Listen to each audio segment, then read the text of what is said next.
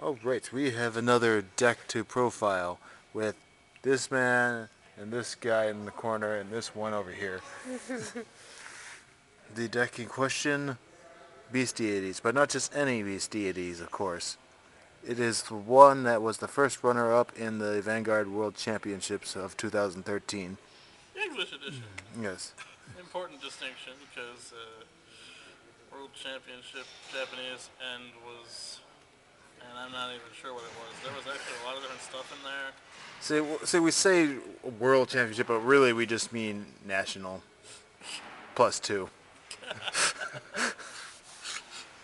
Yes. Well, moving on. It's actually pretty impressive that something of this nature got that far. It's like a pretty dark horse in general. Yeah. Because it's retire week, and retire is always the meta. It's also using a lot of cards that are usually known as not cards you use outside of a specific kind of deck. But we'll get to those later. Do I know anything about why the deck was used? Because I remember seeing his name before, and he wasn't using it in the Nationals. He was using it. He was our national champ, and he used Beast Deities before. Could have sworn he used a different thing when I was reading the deck lists. Other people. Oh, the first place guy played something different. Oh, okay. It was him. Okay. He switched to Dauntless He switched to Toad. Dauntless Toad, which I'm going to say this. He was a bit apprehensive about it, but apparently it worked. Yep, but I'm going to say this right now because and I'm sure most of you will agree, especially if you played the deck. It's the thing that probably got him up there was Dauntless and the Conroe, not so much the Dote. Dote's cool, but come on. Come on. Leaving those kind of less open, Whatever. Anyway. That's a subject for Another day, maybe. Especially. Or not. Because we're never going to get Yeah, that give a again. crap about it. We're not going to do that. But at any rate, guess we'll just jump into the deck. Well, we'll start off with the starter. Kind of the obvious one. Well, it should be the obvious one. Right horn. Stands when you stand, when in front of the guy in front of him stands. Why wouldn't you do that? Especially in something, that's known for having vanguards that stand things. The only real problem is that on turn 1 you might run into some snags because you have to put it off to the side. So you might not have a Vanguard booster. Yeah, so that might be a bit of a problem. Only for the first turn though, as well, most of the grade 1s in this deck are 6Ks or less. It's But kind of painful that way. yeah, but as of turn 2 on, it'll be fine because everyone is strong. Trigger lineup, your rather standard 4-6-6. His original Not the exact trigger. His lineup, mind original you, trigger lineup was 2 3 minutes and 4 gong, but come on, There was people. like one Prometheus, because Prometheus. Good. No, it was 2 Shining Lady. Really? Yeah. Whatever.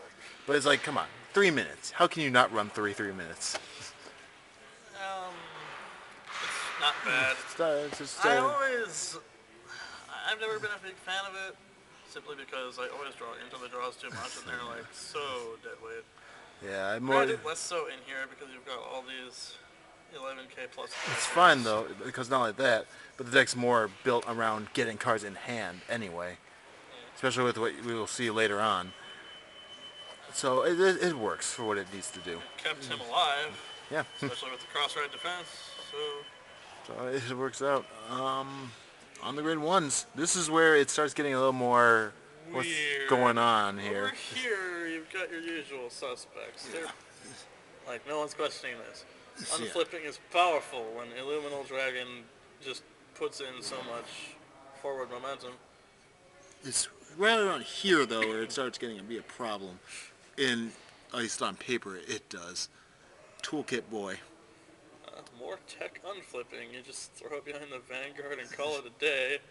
Apparently. Yeah, I always assume so. If the Vanguard hits, you unflip too, right? It's Yeah, only even unflip A damage. well, still.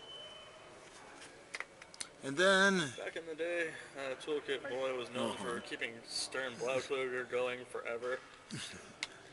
but then you got this guy. It's really hard to defend this guy in any given deck. At first, I went, why? But then I thought about it a little bit. He is playing the 4 Azure Dragons for that cross-right defense, and you really want that cross-right defense. So, I mean, if you want to fish for it, you can. It's making an 11k line with Riot Horn from as early as turn 1, so it's like 5k shield that they have to drop every turn. If they kill it, you don't give a shit. Yeah, it's got its place. It's just really weak. So if you end up riding him, good luck. It invites the 2 hits for...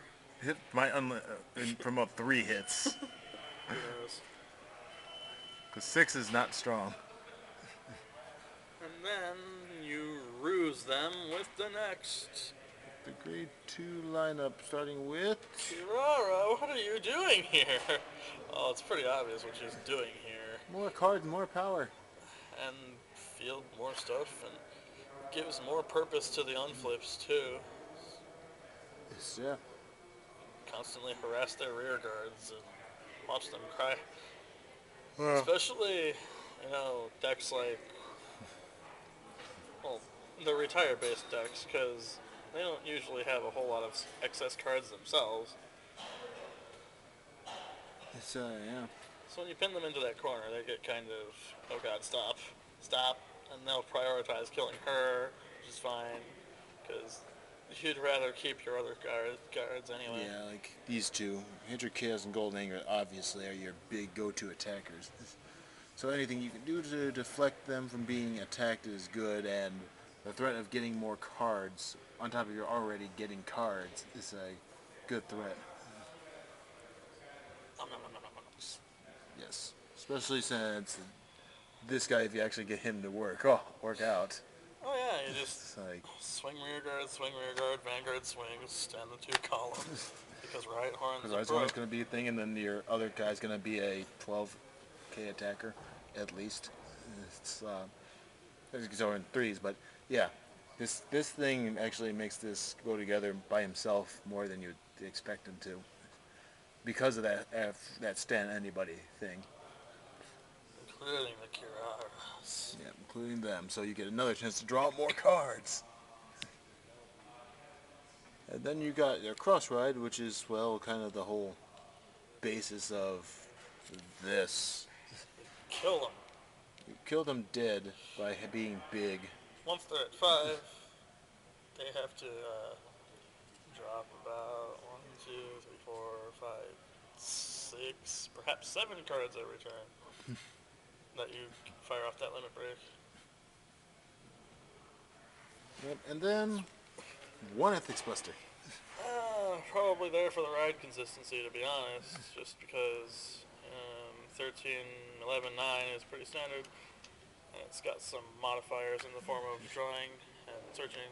So. That's true. And also, if you don't have anyone else and you don't want to wait to set up this 1-2 combo, Ethics Buster is always there. You can break out the Illuminal, use it to stand the column on the first turn, and then use Illuminal on the next turn, and you've got pretty much game, set, and match already. It gives Azure Dragon a chance to hit, although I really would not advise... Well, okay, it's not the worst thing. I mean, it's Either worth way, a they're shot, dealing but with- it's like, it's just not as big as these two dudes. These two are the money makers. This is also a good choice, sort of thing. And that's really all there is to say about the deck. It all plays off of each other pretty well. Supposedly, anyway. Clearly it worked for him.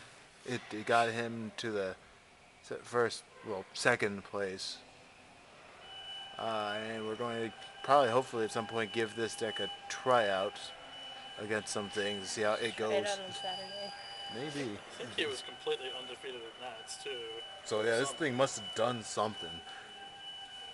So hopefully we'll get a chance to try it out, and we'll report back what do. So I guess it takes care of this deck profile. If there's any decks that are new or recent that you want us to talk about, just feel free to comment below. Just so long as it doesn't involve the end in any way, because we don't have any of those anymore. Or unless you guys are willing to donate, but that's a different story entirely. Or the legendary Aquaforce.